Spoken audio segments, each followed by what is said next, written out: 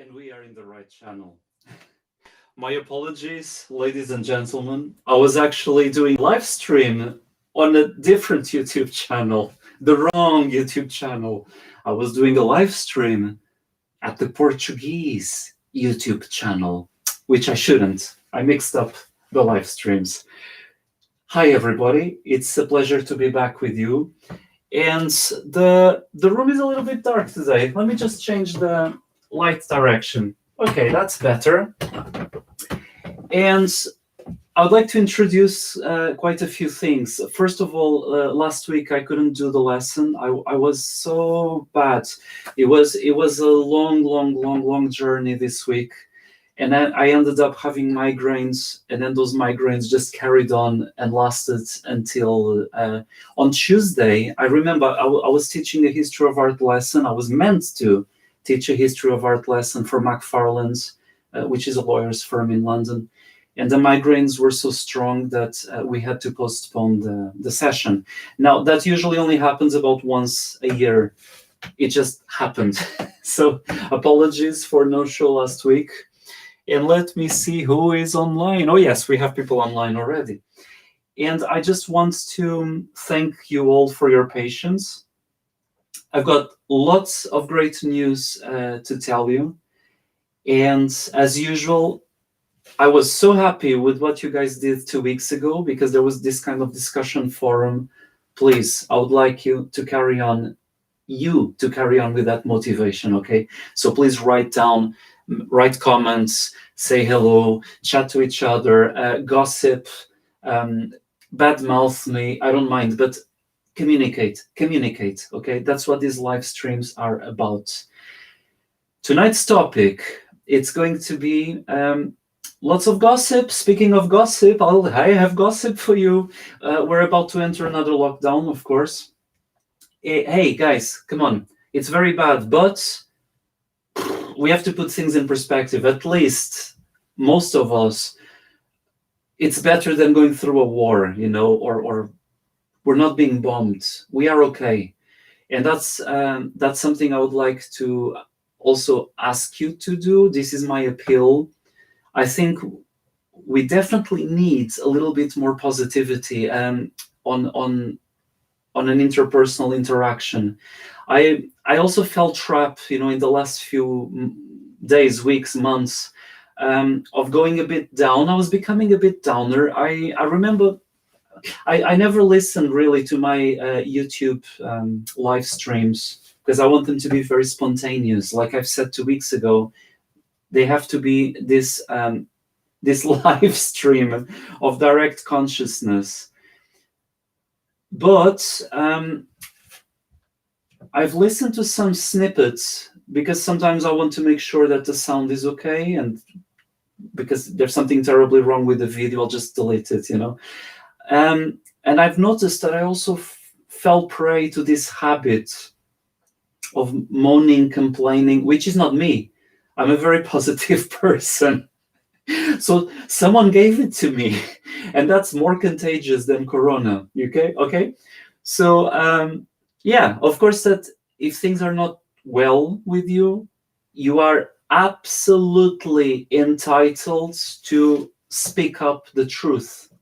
Okay, we shouldn't censor our feelings. We should actually release. We should be truthful. We should be honest, transparent, see through. More than a crystal, you know, we should be like the purest diamond. Pure, perfect. Yet, be aware that there seems to be this wave of moaning and complaining. Although, surprisingly, most of the people that were moaning and complaining, they have their jobs. They were not affected financially.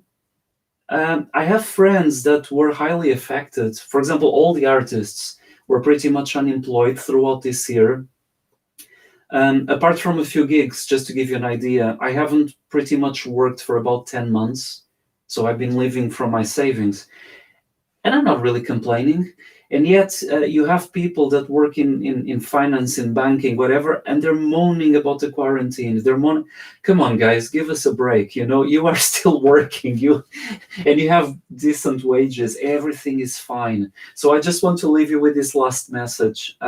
Unless you have been directly affected by corona, which is going to be a minority of us, don't complain, please. We've got better things to do. And I don't want to be complaining about the complaining.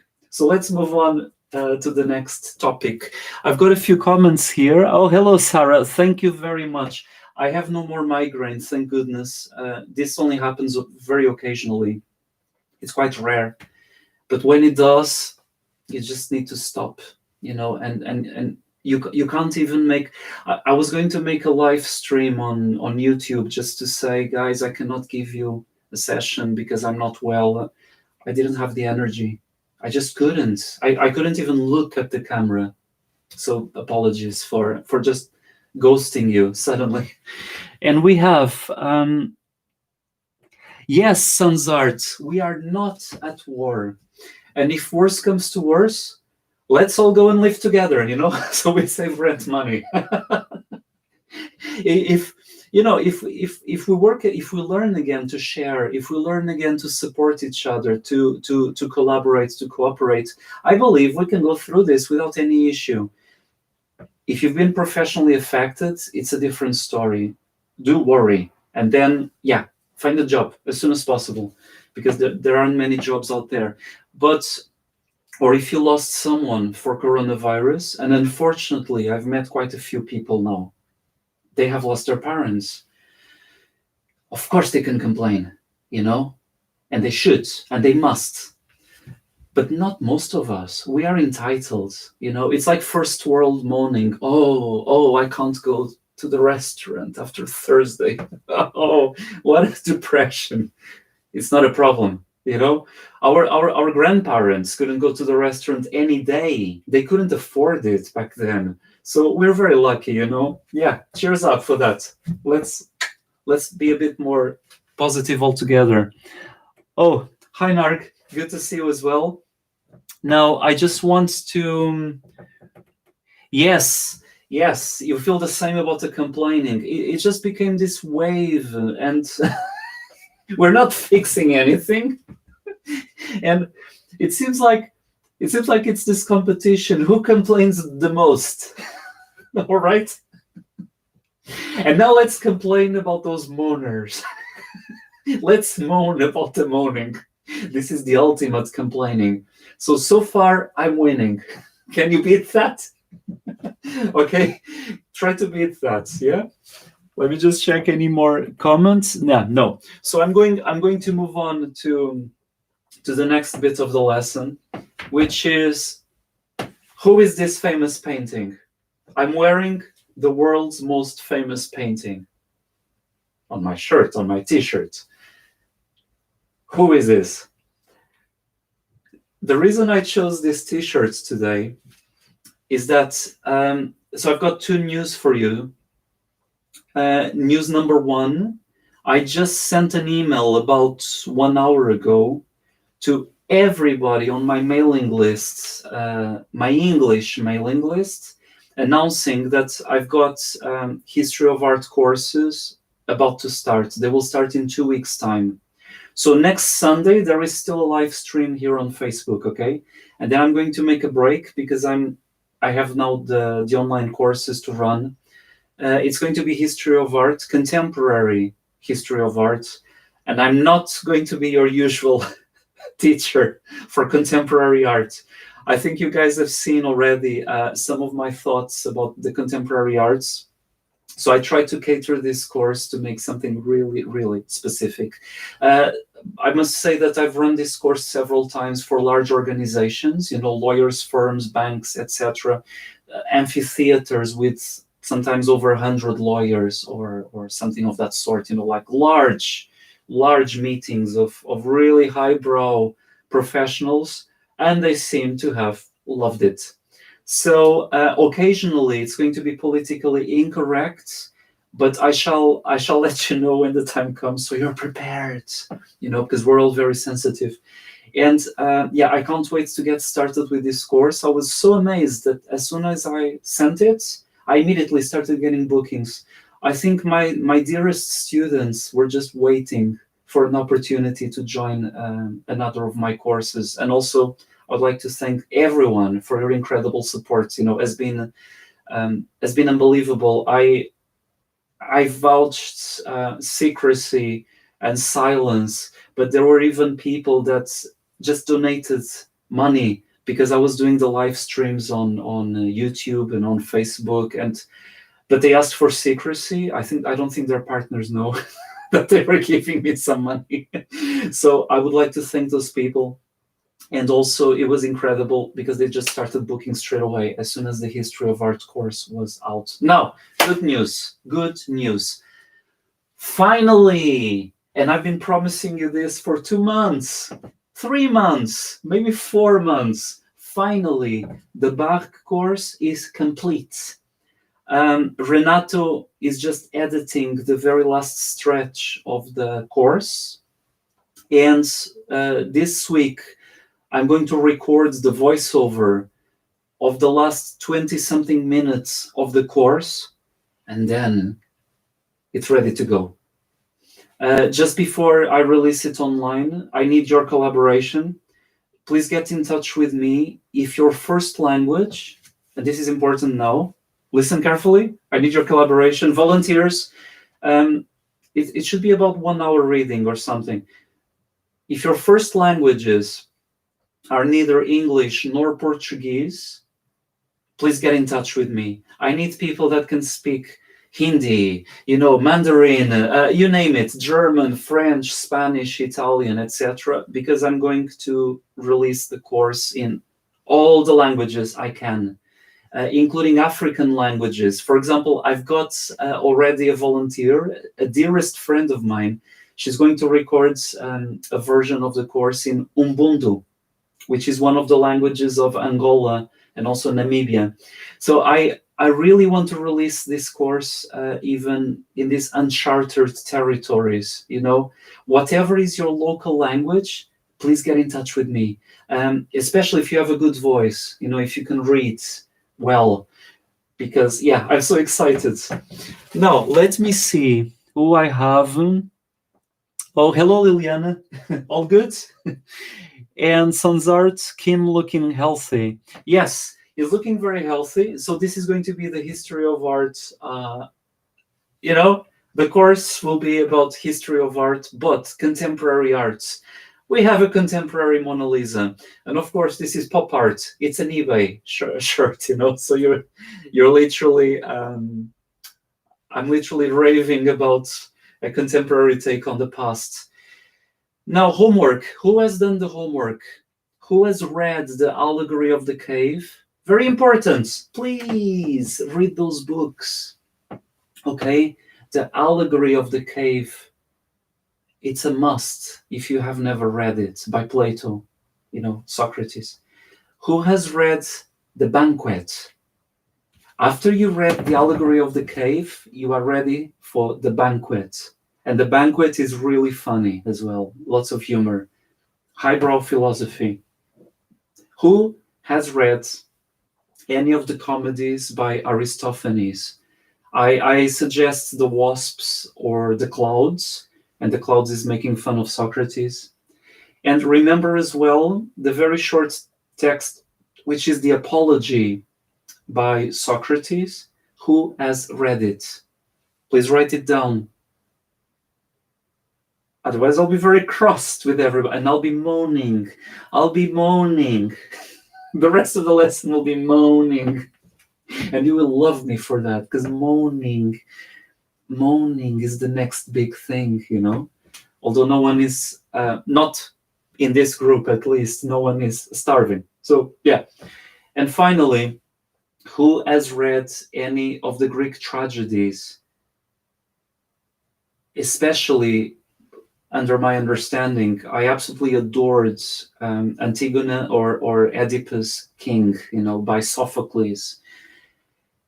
And I believe there was another text that I asked you to read if you had the time. Of course, pick and choose. Oh yeah, Ion or Ion, I-O-N, which is that dialogue between a rhapsode, a poet, so to speak, someone that recites poetry, and the philosopher.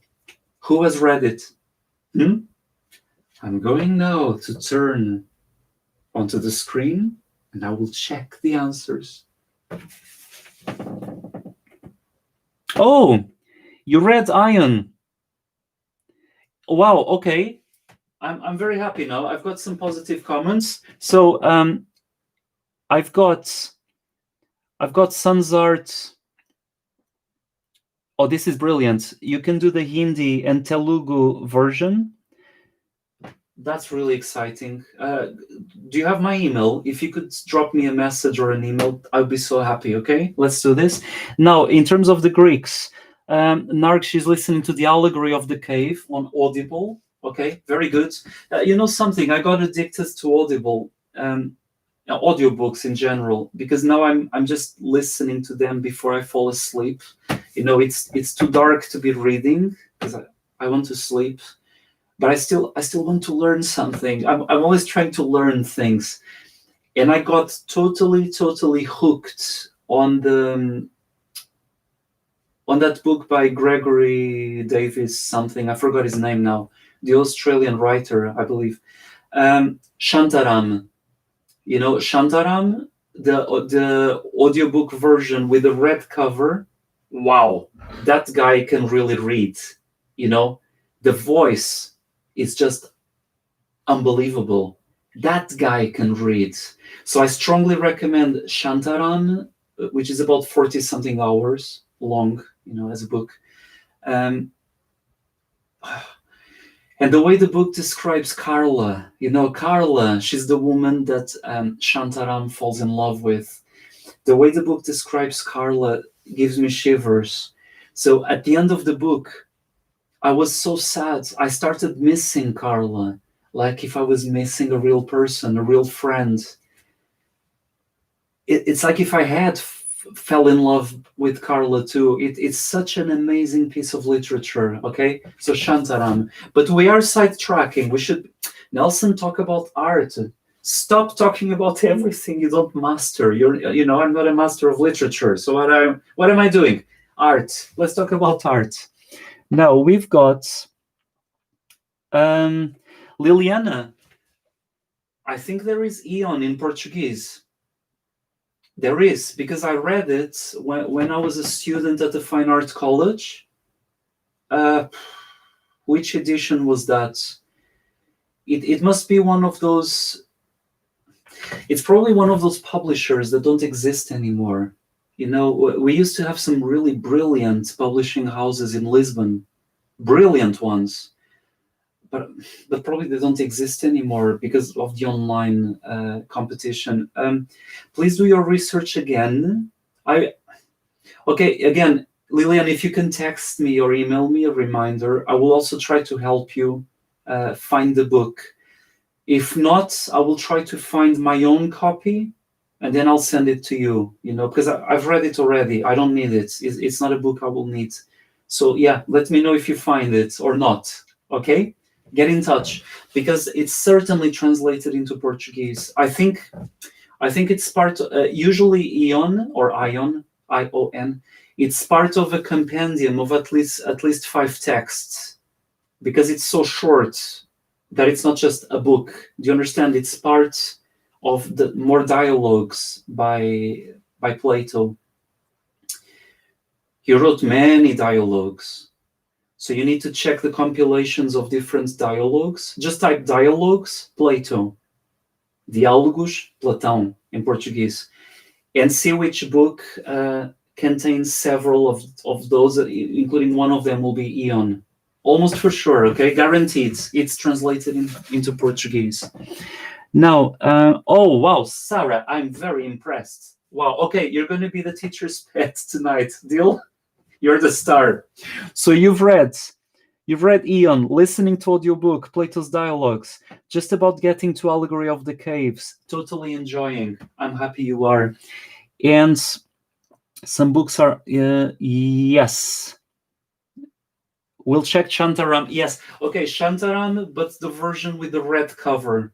There's several Shantaram recordings on Audible. Get the one with the red cover. The best voice. Such a good voice. And I will start now with the drawing lesson. So I'm just about to bring you some of the drawings I was doing this week for the Bargue course. Bear with me. Bear with me. And the drawings will be coming now.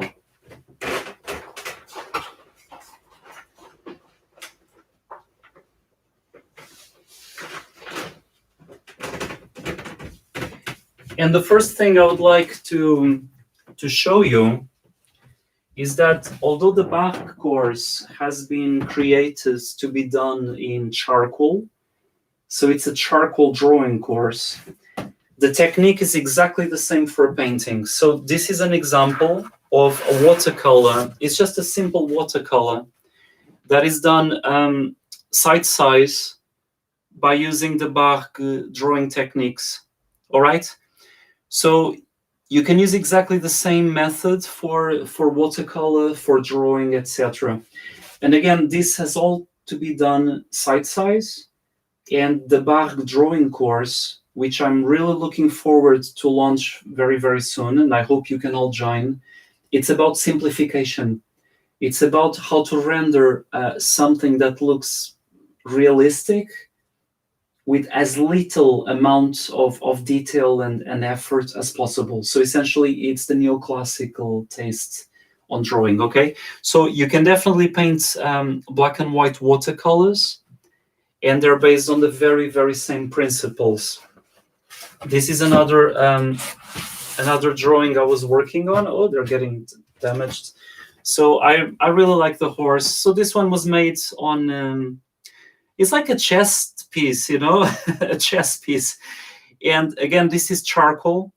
And the idea is that you use charcoal. Your command of charcoal must be good enough for you to be able to render sharp edges and details. It's not about, you know, on the 21st century, people draw like this when they draw with charcoal. Anyone can do that. And I've drawn like that myself for many years. And sometimes I do, it's fun when I'm drawing from life. And you know those 5-minute short poses? So the model is just posing for a few minutes. You have to draw like that.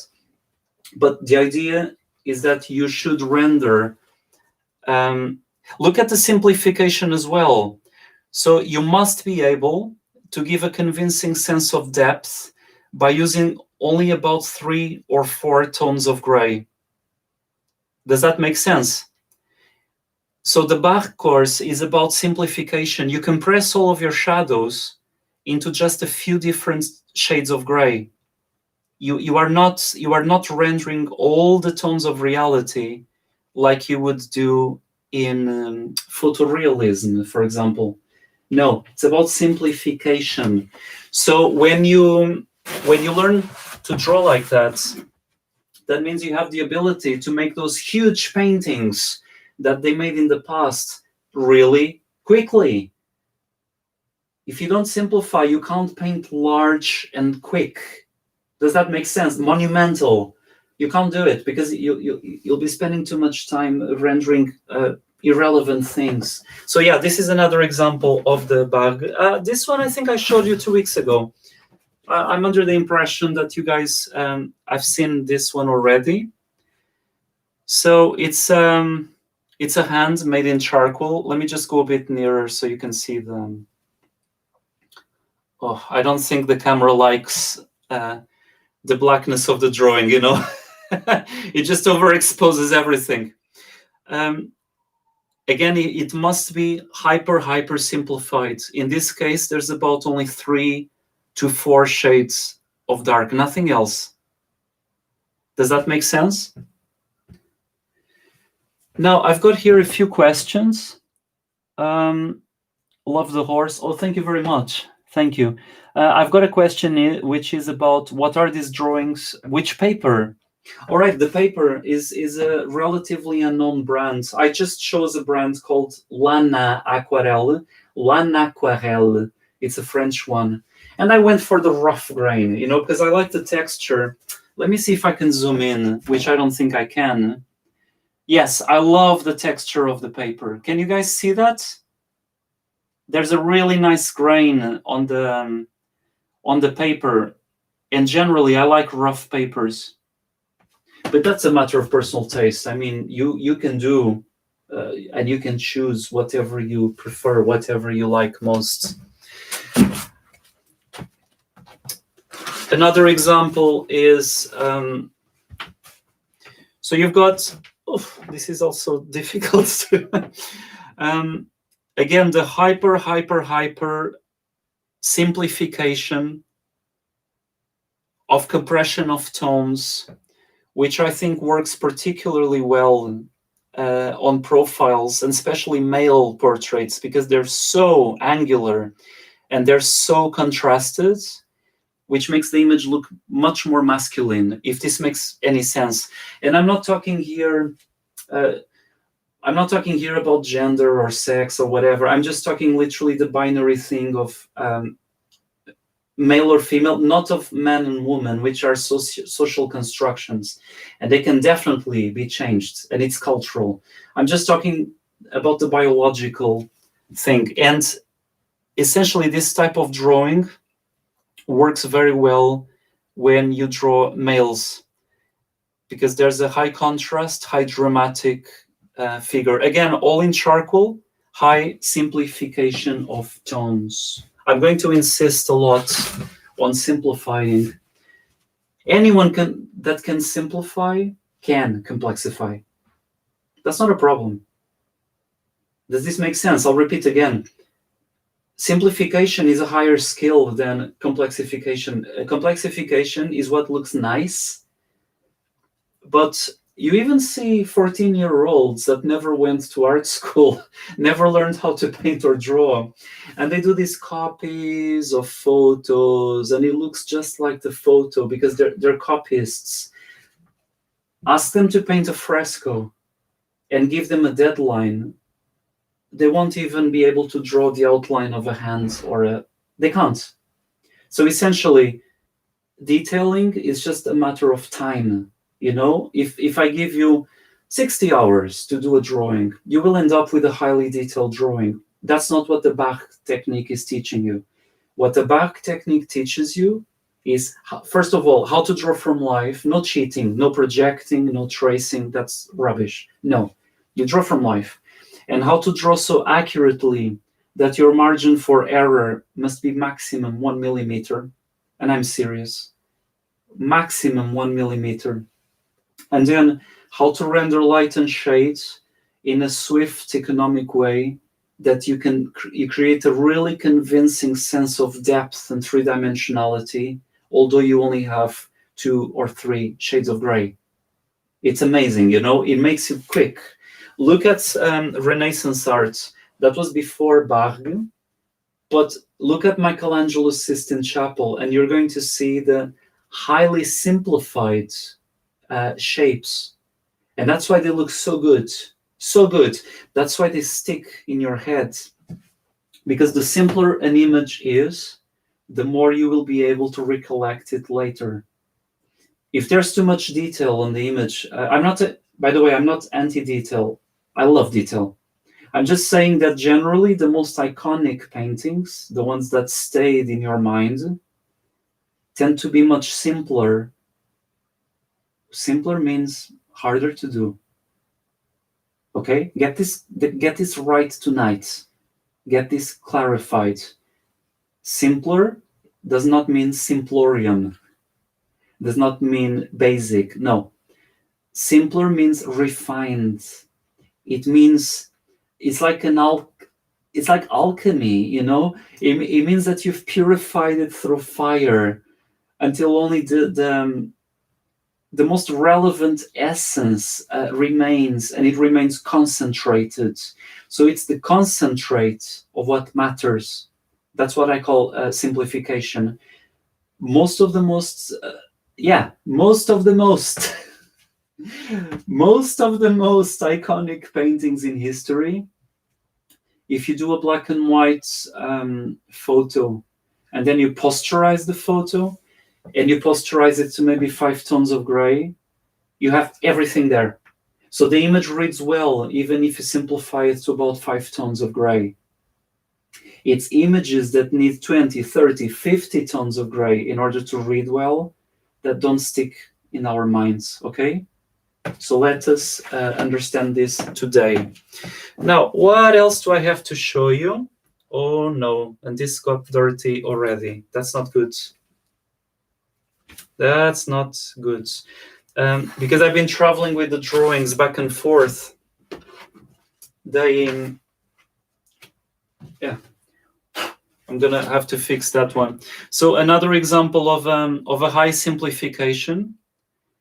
And in this one, I use the mix between watercolor and charcoal. Okay, so it's not a pure charcoal. This one, it's actually a mix. Some areas watercolor, some areas charcoal, because it's the same technique.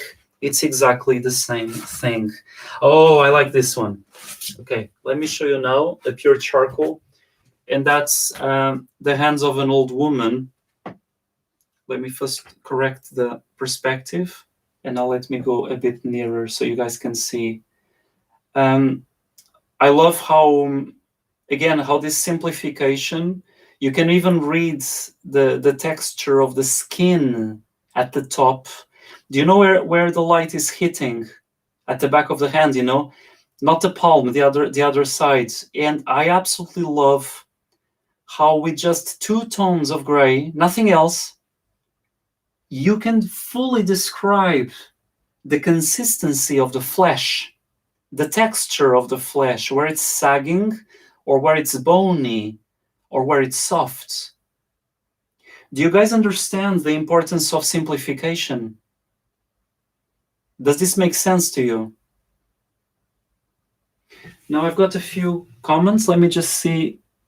I will be hiding it with so you don't see my really bad haircut, you know, the one I've been doing to myself. I've got a few comments. Oh, thank you very much, everyone. I've got some nice comments here, and you can see the texture. Yeah. Oh, this should be in Royal Academy. That's very sweet of you. Thank you.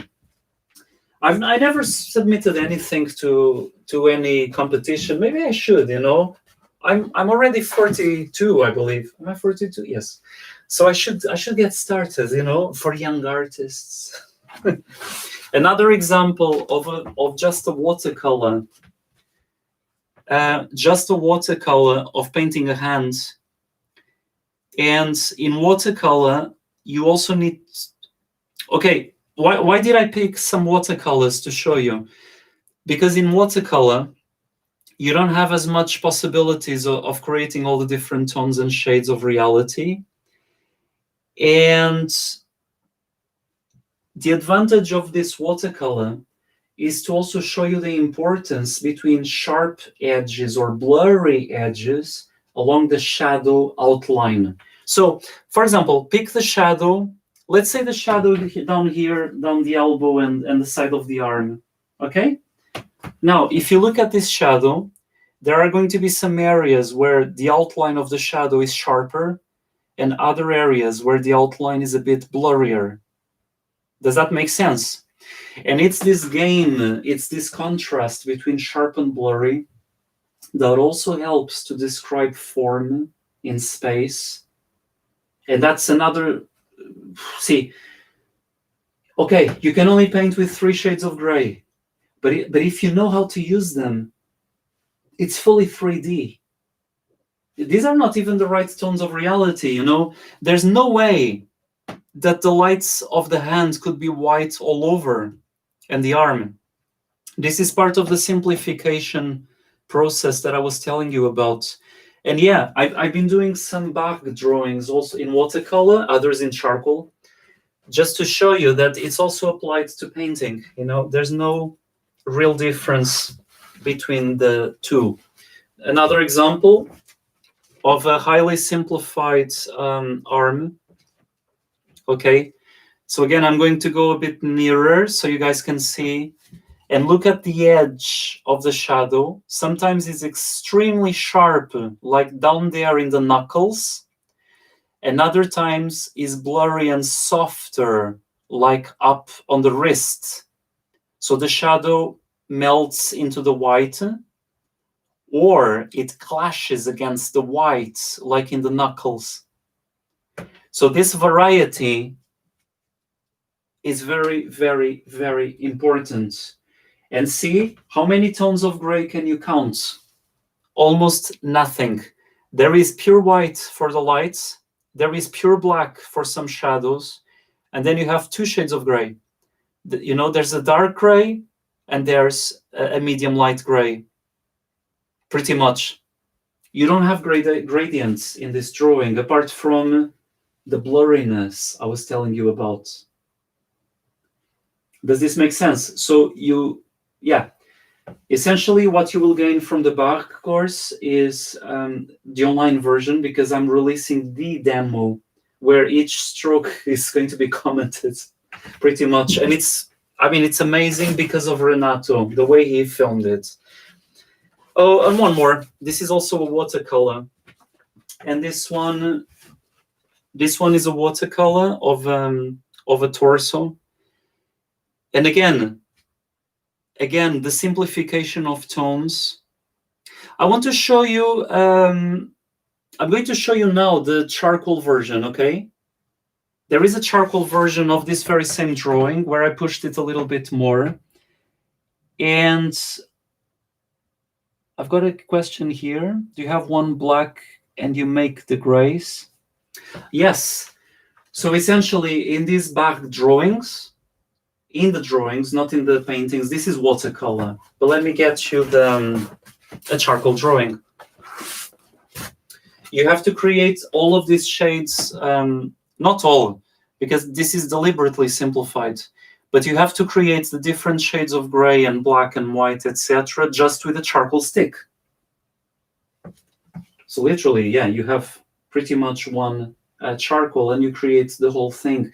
This is technical skill, you know, it's the ability to make wonders out of one charcoal stick. You guys have drawn with charcoal. It's messy, it's not sharp, you can't render detail, and yet the challenge is you have to do the Bargue drawings, you know, and you have to do them accordingly to your level. So of course I will allocate different tasks to different students according to your level, but it's about to come up. Now I'm just going to quickly go over there and I'm going to take a drawing out that I want to show you. This one is the charcoal version of the very same nudes I've shown you before. Where is it?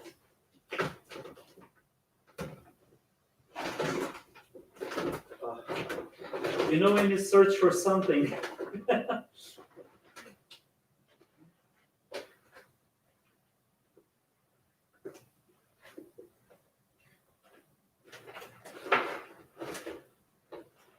Just 1 minute. I'm about to come. Yeah. Okay. I'm not walking back. So this one is a bit different, you know. I've used artist sandpaper, so the texture is different. It's more like sandpaper. It's not a traditional paper, and that was just with charcoal. And you know, you have to create. The idea is to make the sense of space, make this drawing 3D by simplifying and simplifying and simplifying. Okay. So I've got a few questions. Did you do these in the last few months? Yes, I've been working on them occasionally. So these were filmed during the lessons.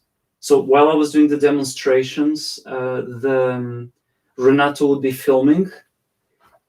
And then some of them I also did at home, you know, the ones on white paper and so on.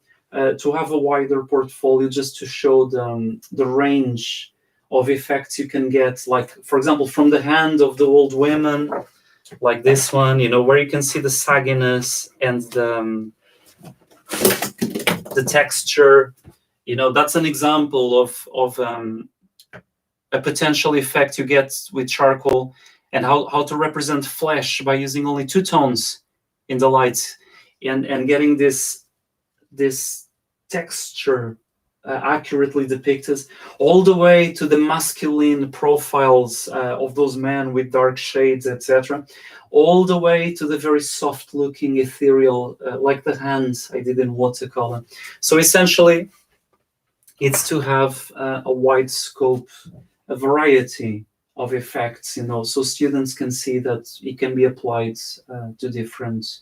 But yeah, I've been working on these in parallel while I was filming the lessons and painting some commissions, etc. Yes, I've been busy. I have been busy. No wonder I got the migraine last week. Now we've got Sarah says, wow, love seeing the possibilities of simplified application, charcoal or watercolor, using minimal markings and shades. Very important. Very important. Never complexify until you learn how to simplify, As you know from my lessons, when I teach drawing at the Victoria and Albert Museum and Saatchi Gallery, places like that, National Portrait Gallery, I mentioned that too. Each time I teach drawing, especially within a museum setting, I push for simplification. So until the simple blocks are correct, do not complexify, guys. It's a waste of time, it's a waste of energy, and you're going to botch the drawing. Most drawings fail, sometimes because of 10 minutes, because you started complexifying 10 minutes too soon instead of 10 minutes later. It's not that simple. I mean, for some reason, the Bargue course is over. It's going to be 4 hours and a half, I believe, of full tutorial from beginning till end. It's not something I can tell you in 5 minutes, in 10 minutes. It's not even something I can show you just a drawing and say, you see this, you see that, because there's so much to it, so much. But I'm really happy you like it too. Thanks very much indeed. Do you keep fixing in between layers to stop smudging? You can do. In some of these I fixed between layers, in others I haven't. It depends how many hours you can dedicate to work on a drawing a day. How can I say? So for example, if there is no danger of smudging, accidental smudging, then I didn't fix. I would work from beginning till end in one single drawing and just make it happen, But all the drawings that had to be transported back and forth, because I was filming in this spectacular 19th century monument, for the Bargue course. The setting is beautiful, and I had to transport the drawings. I fixed those, and I also recommend fixing under certain circumstances in the Bargue course, and depending on your level. Oh, the thing I want to say is that the Bargue course is broken into 3 levels. So you've got beginners, then you have common mistakes. I had so much fun doing a whole drawing just by not following the rules of Bargue to see what happens. Of course, I exaggerated a bit. It was hilarious, so everything went wrong. And then the advanced level. For each of these, there's a totally different set of recommendations. So I cannot really tell you fix or don't fix, because it depends on the circumstance. There's a lot about fixing. We'll go through all of that. You'll get so fed up by the end of the lesson. It's like, oh my God, 4 hours and a half listening to this intense thing. And then you have assignments.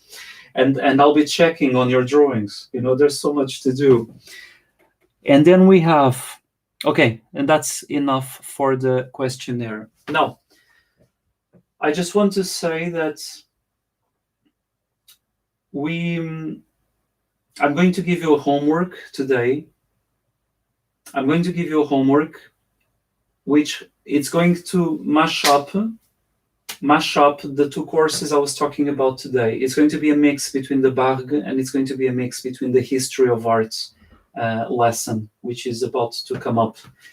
I would like you to do a research, pick 5 of your favorite artists with one condition. 3 of them must be female. You heard me right. So pick your 5 favorite artists, but 3 of them must be female artists. Okay? Because enough of this ignorance. We never know anything about female painters or sculptors, whatever. So pick 5. Then select one piece by each artist, and then create your own composition. And this should be a maximum of a 30-minute task, fully from imagination, but you're going to take the elements that you love the most from each painting. Get ready. It's normal that this sketch will not work visually, because when you put the best expression of line together with the best symbology, together with the best color, together with the best faces, and sometimes it's just too much. You end up with an image that is too rich. It's too much. That's why I need you to cut at about 30 minutes down the task, so you don't have the time to make it too much about everything. Does that make sense?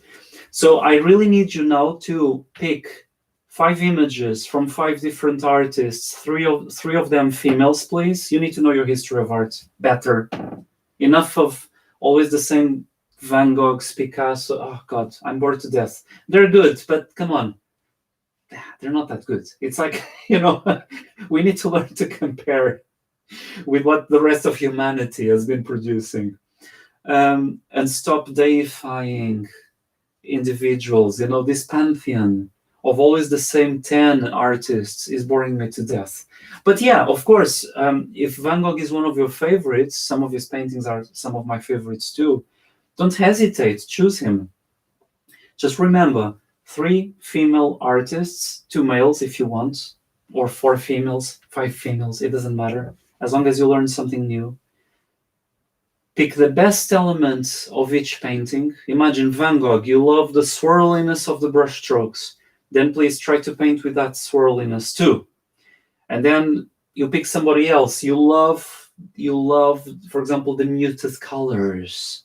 Then paint with swirly muted colors. Does this make sense?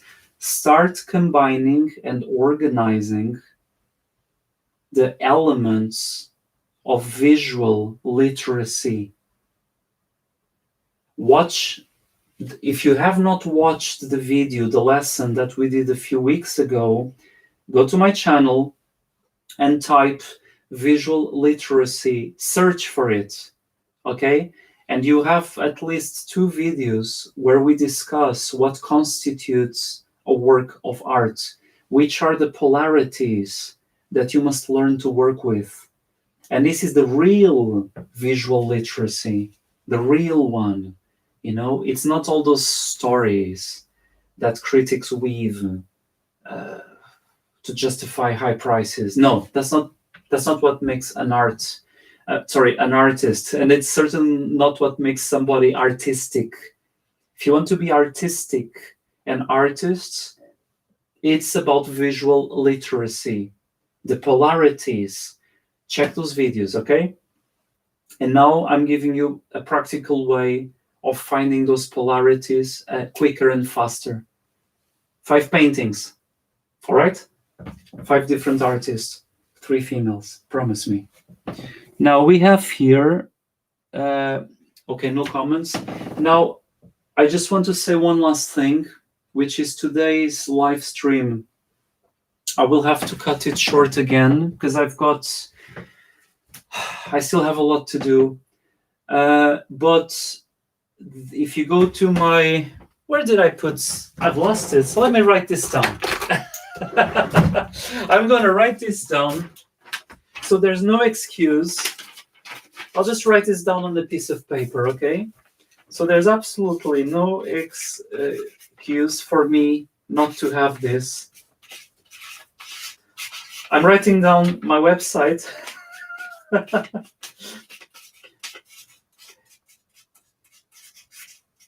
And that's .com. Okay, now if you go to my website, which is here, Nelson/Ferreira with double R. E comes before I, okay? Come on, Brits, don't misspell my name. You always write the I before the E. It's Ferreira. Okay, Ferreira. Now, if you go to this website, only this week, I've dropped the price of the History of Art course for 20% off, early birds, okay? Next Sunday at midnight, I will stop the discount. So if you want to enroll this week, enroll now, all right, for the History of Art. It's going to be intense. It's going to be intense. And unlike the live streams, the lessons will be prepared. So it's going to be the academic version of Nelson you will listen to, not the silly one that does the live streams, and has lots of fun just saying stuff. So I want to leave you with that. I've got 2 more requests for you. There's lots of requests today, okay?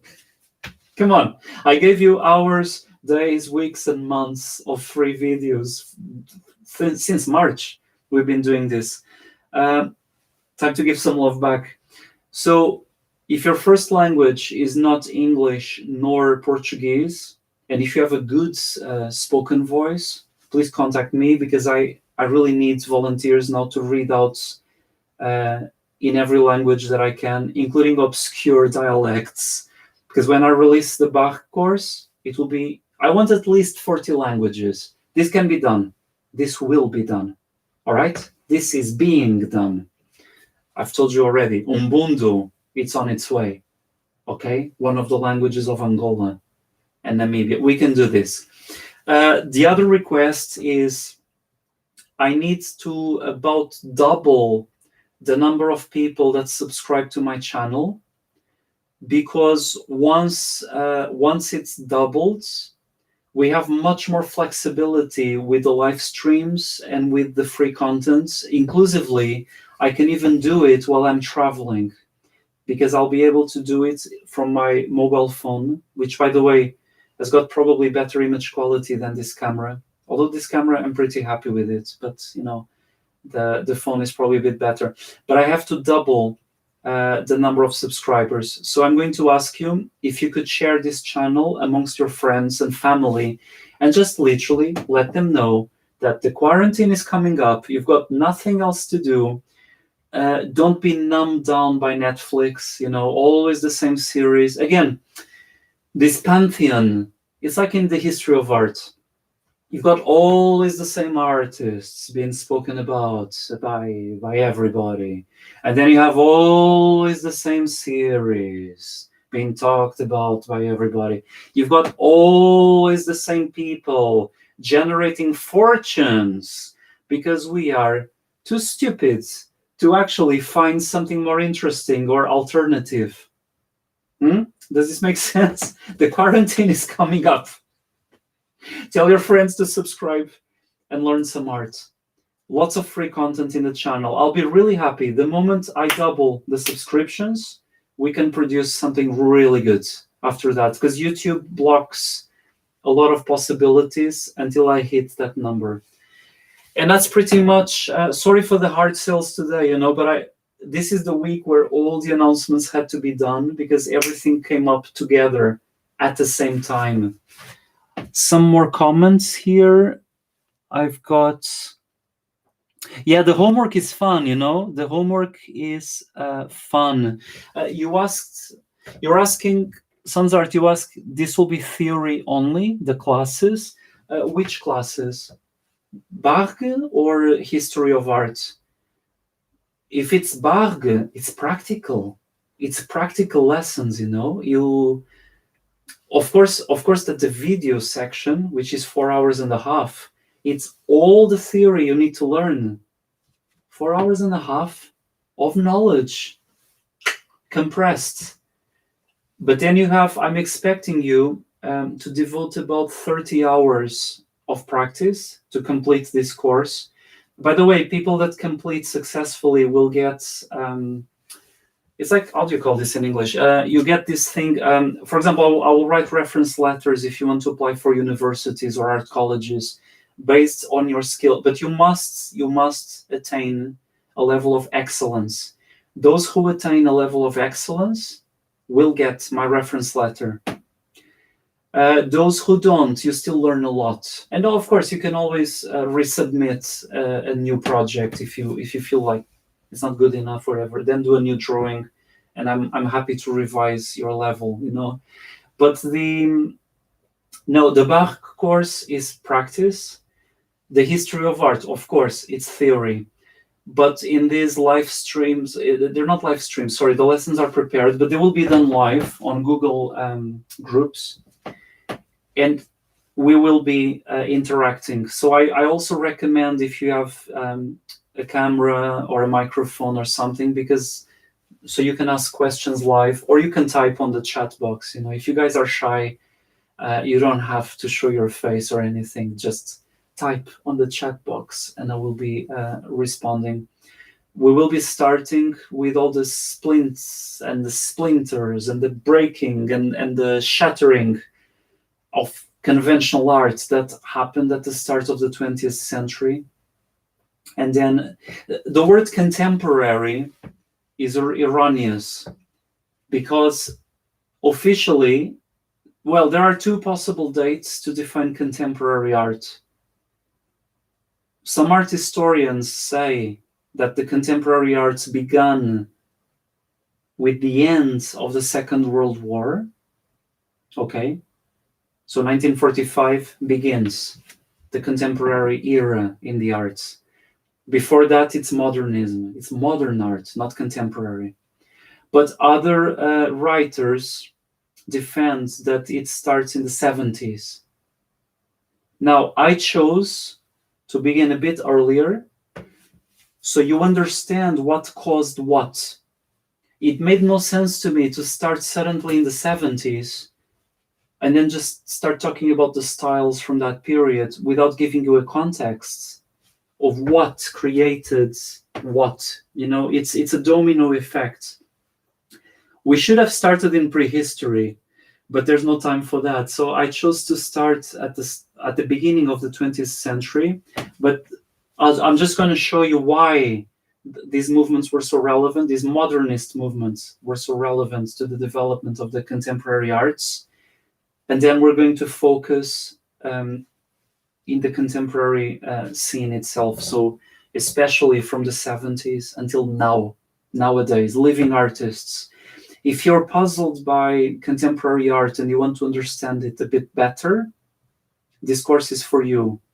This course is also for you if you hate contemporary art and you want more ammunitions to then attack your friends that love the Frieze Art Fair and so on, because then you will have the knowledge and you can hold your own on a debate. That is also for you. So essentially, this course is for people that are passionate about the arts, either puzzled, which means there is a passion already, there's an interest, either puzzlement or just pure joy of learning more about this human activity that it's the arts.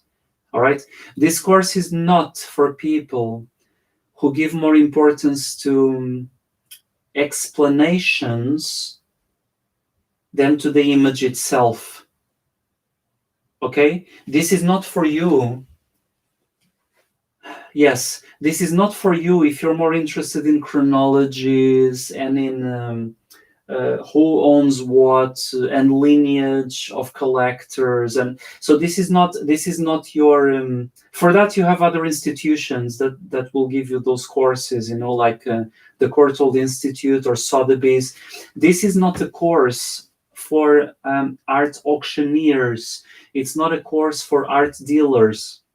It's not a course definitely for wannabe art collectors. No, this is more for people who wants to understand this tsunami that happened during the 20th century and the beginning of the 21st century. Okay, it's about cultural understanding. It's about, it's going in depth into the arts. I will not be teaching these highly specialized skills that I've just said before, because that's not my forte.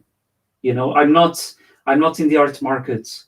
I don't care the slightest about auctions or about what costs what. Bores me to death. That's not the point of this course, okay? So I hope this appeals to some of you, but it should be a niche. I don't want my course to be for everybody. No, it's not. It's for people that love the visual aspects of art as well, not just the theory or how much it costs. Then we've got, yeah, and I think we're pretty much done for today. Thank you for your patience. I was not able to paint last week as I had promised you because of the migraines. Today, too many announcements to make, important announcements. Next week, next Sunday, we must paint. You've got homework to do, the 5 things, you know, mash them up together, create your own take, develop your imagination. Because once we start with the Bargue course, it's going to be purely technical. It's technical ability and it's technical proficiency, not imagination. Okay, so I think it's more fun if you use these 2 weeks now just to do some fun things that you won't have the time to do it with me for the next coming 2 or 3 months, because it's going to be a highly specialized course, not about imagination, the Bargue. It's about proficiency. It's about really knowing how to draw, how to control everything, okay? Thank you very much. I will be waiting for all those wonderful languages. Get in touch with me, you know, drop me a message or comment or whatever, or go to my website and drop me a message if you don't have my personal contact. Go again to this website and get in touch if you can speak those languages. If you are in London especially, or in Lisbon especially, do get in touch, because then you can record in my studio. I've got a really high quality microphone finally to record voiceovers, and we can use that. You know, it's that thing over there. I don't know if you can see this thing.